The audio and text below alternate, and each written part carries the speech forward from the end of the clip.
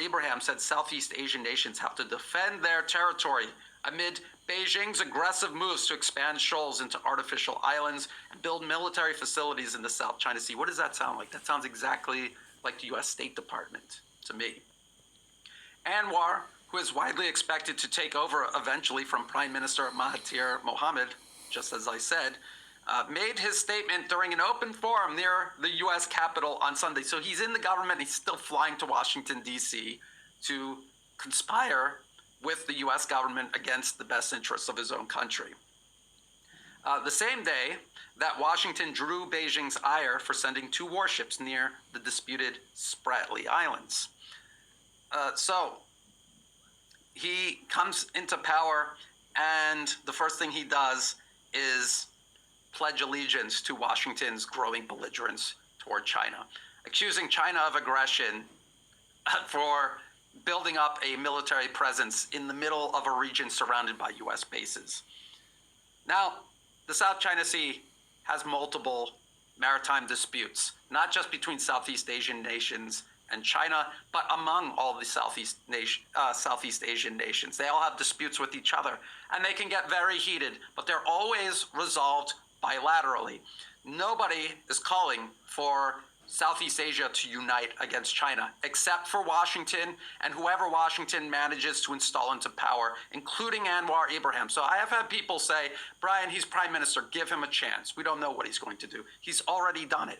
He's already done it. He's already illustrated that he is going to serve US interests at the cost of Malaysia's best interests, starting a conflict, taking these ordinary maritime disputes that exist everywhere in the world and escalating them into a crisis does not serve Southeast Asia's best interest. All of these countries count China as their largest trade partner, largest investor, infrastructure partner, and also an important defense partner. And I just want to show you this. Where did Malaysia export to in 2020?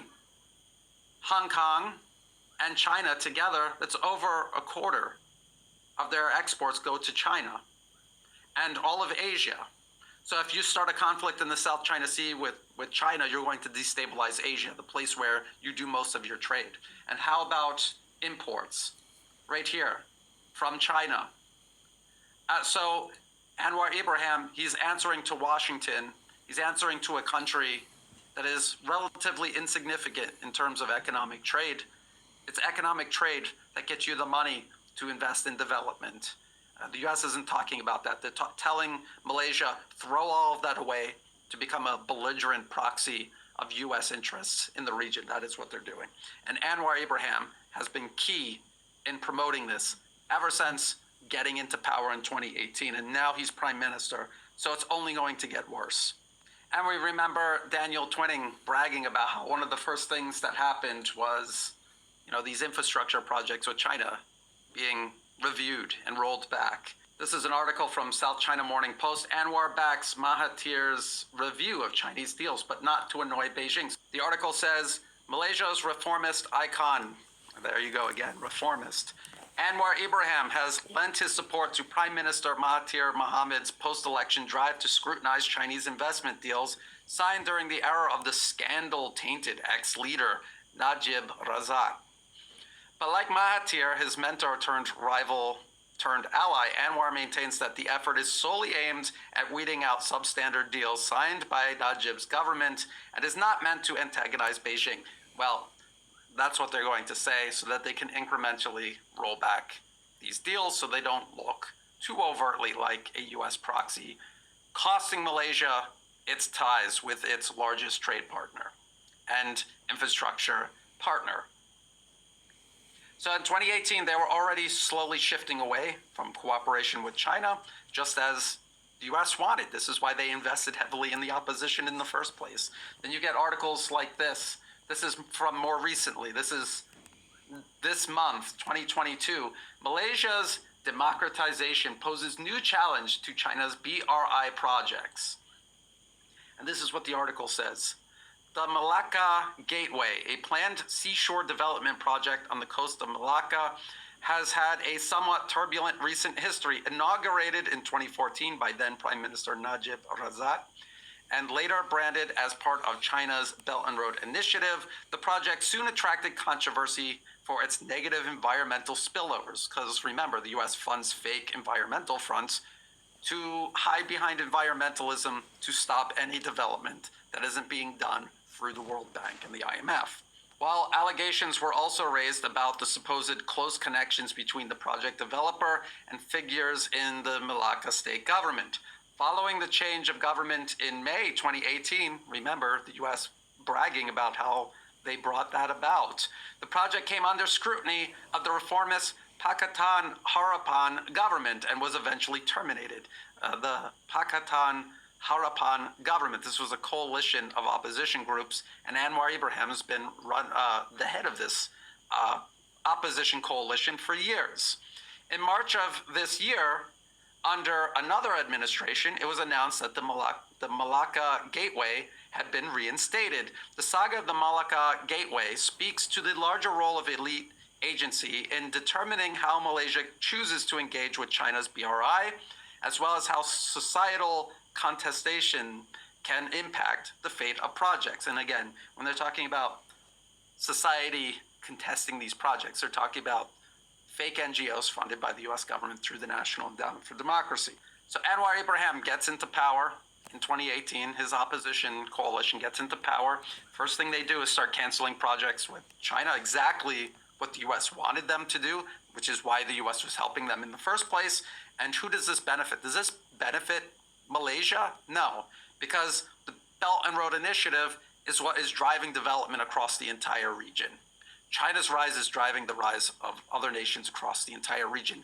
And irrationally isolating yourself from China because the US told you to only serves Washington's interests of isolating Beijing and stifling development across Southeast Asia so that the US can maintain primacy over the entire region, just as the British and French did for generations when they colonized the region, which was why Malaysia was a British colony for the longest time. And the Diplomat is writing this article because now Anwar Ibrahim is prime minister. Now he's prime minister, he's going to roll back even more projects. And I have people tell me, Brian, let's give Anwar Ibrahim a chance. Let's give him a chance. But this is what he has already done. Before even becoming prime minister, this is what he and his opposition have already done. And this is who they've associated with for decades now. Now, it's not just the NED pouring money into the opposition to get them into power. Like I said, the NED and its subsidiaries get involved in the education system, start manipulating young people before they even finish school. They also get involved in the media to manipulate the public, to manipulate public opinion. And they do this by funding opposition media outlets. So let's talk about the media in Malaysia. One of these outlets that I see pushing US talking points, promoting the US-backed opposition, trying to undermine the previous government, is Malaysia Kini. So let's go to Malaysia Kini. This is finances. And they talk about how they got started. So it was through a $100,000 US dollar grant from the Bangkok-based Southeast Asian Press Alliance. You're like, well, it's based in Bangkok, so maybe this is an Asian thing. No, it's not. Let's look at this archived Southeast Asian Press Alliance webpage. Let's scroll down to the bottom. And notice the NED's logo right here, alongside Open Society, and this from the Swedish government. So it is a Western government-funded front that is creating Western-friendly propaganda networks across Southeast Asia. That's what it is, and that's what Malaysia Kini is part of. This is why Malaysia Kini got this money, to help spread Washington's talking points, again, at the expense of the people actually living in this region. And then we go back to Malaysia Kini's finances page here, and we scroll down. Who's funding them year to year? Asia Foundation, again, it says Asia Foundation, but it is a Western front meddling in Asia. The Canadian government, the Dutch governments, and right down here, the National Endowment for Democracy, as well as Open Society. So that's who's funding Malaysia Kini, and that's why Malaysia Kini constantly promotes an opposition backed by the US government and organizations that fund Malaysia Kini itself. And that's why they're against anyone else in Malaysia's political environment that does not answer to Washington. The media in Malaysia has been instrumental in pushing these stories about how corrupt the government is and why you need to vote for Anwar Ibrahim, because if not, it'll be a disaster for all of us. And one of the big scandals that was pushed by these US government-funded media outlets and also the Western media itself was the One Malaysia Development Limited scandal, or 1MDB scandal. And it was broke by a news media organization called Sarawak Report. Let's look at Sarawak Report About Us. And you look at the name, it sounds like Malaysian media. And you look at it, it's pictures from Malaysia. But let's read under About Us. Sarawak Report and its sister organization, Radio Free Sarawak. What does that sound like? Radio Free Asia or Radio Free Europe? US government-funded propaganda outlets. Were funded by Sarawak-born investigative journalist Claire Rucastle Brown in 2010. Now, Sarawak wasn't incorporated into the rest of Malaysia until 1963. So when this white British woman who lives in the UK and was in the UK when she founded Sarawak Report, when she was born in 1959, it was still a British crown colony. And then she moved to the UK, and now she's spreading propaganda through the Sarawak Report to undermine the Malaysian government and to help install a Western-backed client regime into power. That is her whole purpose. And when I explain to you about her background, it shouldn't surprise you when you realize where she came from and who she's related to. So this information comes to us from this Time magazine article, The Accidental Whistleblower, how a retired London journalist uncovered massive corruption half a world away, and coincidentally, uncovering corruption that helped oust the government the US and British didn't control and install one into power. They did control. Quite coincidental, I assure you. So she's a London-based journalist. and her name is Claire Rucastle Brown. So Time magazine says, her husband's brother is former UK Prime Minister Gordon Brown. Okay, so she married the brother, a former UK Prime Minister, Gordon Brown. And they say London journalist. So who was she working for before she started Sarawak Report? She was working for the BBC, so this is what Time says. In 1983, when pursuing a master's degree at the London School of Economics, she took a secretarial job in the BBC World Service's Current Affairs Department. When she graduated, the BBC took her on as a researcher and then promoted her to assistant producer.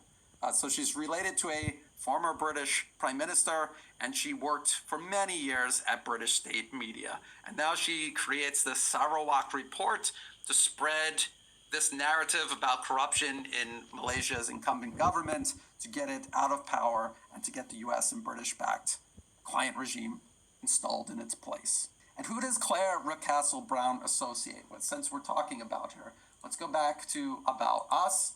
And she talks about all of these awards she won. So she won by IPI, International Press Institute's Free Media Pioneers Award, and also the Communication for Social Change Award 2014. So let's look at the supporters and partners of the International Press Institute, the Austrian government, the European Commission, and right down here, National Endowment for Democracy, and also Open Society Foundation. What about this other, the Communication and Social Change Award? Well, it's given out by the Communication Initiative Network. And if we go to the Communication Initiative Network's partners, and we scroll down, we will find BBC Media Action, so it's funded by British state media, and also the Department for International Development, which is the UK's version of USAID. So the British government, essentially. This is who she associates with. This is who's giving her awards to build up the illusion of credibility so that she can help sell these narratives that serve US and British foreign policy objectives. And when she goes to a little chit-chat, public chit-chat, who is she hanging out with and who's hosting it? Well, here, Asia Society, again, this is an organization funded mostly by Western corporations and Western governments, and it's titled Combating Rampant Corruption. Can Malaysia move from political upheaval to progressive change? A conversation about 1MDB, so that corruption scandal I talked about, and the country's future. So we're going to talk about Malaysia's future, so surely we're going to have all Malaysians participating in this conversation to hear where they want to go with the country. But you'll be disappointed to find out that it's this white British woman living in the UK, Claire Rickcastle Brown, Bridget Welsh. Here, it says down here, she's, at the time of this talk, she was a senior advisor for Freedom House, which you'll remember was mentioned by New York Times, involved in the Arab Spring. And she's also a member of the International Research Council of the National Endowment for Democracy. And then you have this other guy who, he works for Western media, and all he does is buttress pro-Western narratives. So all three white people, not Malaysians, talking about Malaysia's futures. I hope you're starting to figure out how this all works. So what's the point here? The point is everything Malaysians think they know about what's going on in their country is being told to them by these foreign-funded media organizations. Not just media organizations, entire media networks. They all work together. They're all being funded by the same people and directed by the same people, which is what allows them to create these unified narratives. No matter how divergent from reality they might be, that's what makes them so convincing, because the US, the British, others across the European Union, they have so much money to just continuously dump into these type of operations, and they can shape public opinion by doing so. Everything Malaysians think they know about the previous government is coming to them from Malaysia Kini or people like Claire Rickcastle Brown talking about the 1MDB scandal, completely blowing it out of proportion and leveraging it to undermine that government and get a US-backed client regime into power. That's not to say that there's no corruption going on inside Malaysia. Surely there's corruption going on everywhere. But is it enough of a reason to vote out a government and to put into power in its place a foreign-funded and directed client regime that will surely, as history has proven conclusively, will serve their own interests, not just over your own best interests, but at the expense of your own best interests? This happened over and over again, and now it's happening in Malaysia. The first thing these proxies did when they got into power was start rolling back development. It's not just ties with China.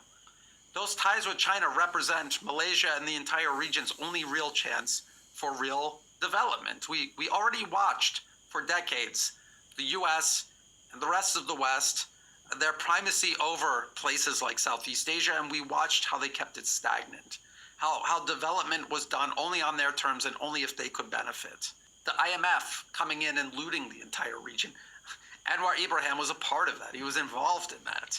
I have other Malaysians tell me that Anwar Ibrahim is going to protect them because there's a lot of racism in Malaysia. And I don't doubt it, because this is a huge problem in pretty much every former British colony. That's how the British kept control over a society, by dividing them along race and religion and pitting them against themselves so that they were divided, so that the British could rule over all of them. That was the whole point. And Angelo Giuliano, during our last live stream, brought up a really, really good point. He was talking about Vladimir Zelensky and how when he was campaigning for president of Ukraine, he said he was going to protect ethnic Russians, Russian-speaking Ukrainians across the country, how he was going to bring peace to the country, end this conflict in the Donbass, and end these needless tensions with Russia.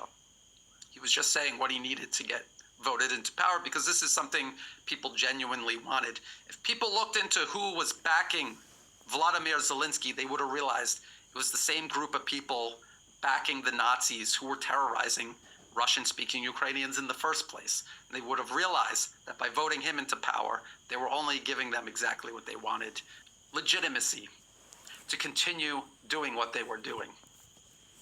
And now we can see what's going on with Ukraine today. It's being dismantled brick by brick because Vladimir Zelensky did not uphold his campaign promises. He did the exact opposite. And now we're looking at Anwar Ibrahim. I'm showing you Not just a casual relationship with the US government, but an extensive, deep, decades spanning relationship with the US government. The very worst people in the US government, by the way, the National Endowment for Democracy is a regime change organization. It exists to destroy other countries and to subordinate them to US foreign policy objectives. And now a NED proxy is Prime Minister of Malaysia. The US did this across the Arab world from North Africa to the Middle East. Malaysians only need to look at nearby Myanmar. It's a country burning to the ground because of the same exact process. Aung San Suu Kyi, for decades, was backed by the US government, by the National Endowment for Democracy specifically, just like Anwar Ibrahim. She promised people in Myanmar that their lives would get better if they voted her into power. And by the time the military threw her out of power, she was surrounded literally by white, British, and Australian men who are rewriting Myanmar's constitution, its economic policy, and its legal system.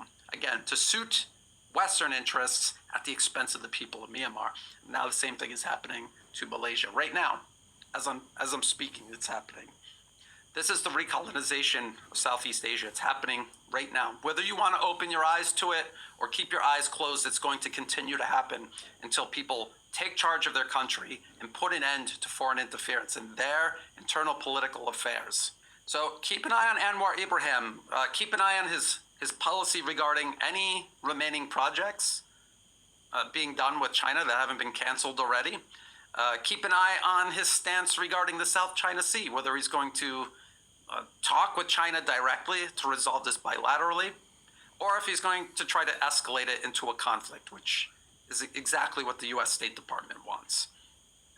And keep an eye on his stance regarding other places the US is meddling in, say Myanmar, for example. If Malaysia starts repeating things the US State Department is saying about Myanmar, tries to open the door for US intervention in the region. Keep an eye on all of this. And if he starts adopting a very pro-US stance, now you know why, because I've laid out all of these facts about his extremely long and extensive history working with the very worst people in the US government. Now, there's only one thing that is hopeful about this whole situation. He got into power by a very narrow margin. There's a very large opposition that will attempt to temper anything that he tries to do. And now everyone knows the truth about Anwar Ibrahim and his US backing, and they know now how important it is to keep a very close watch on absolutely everything he says and he does. If you thought this video was useful, please like and share. Think about subscribing.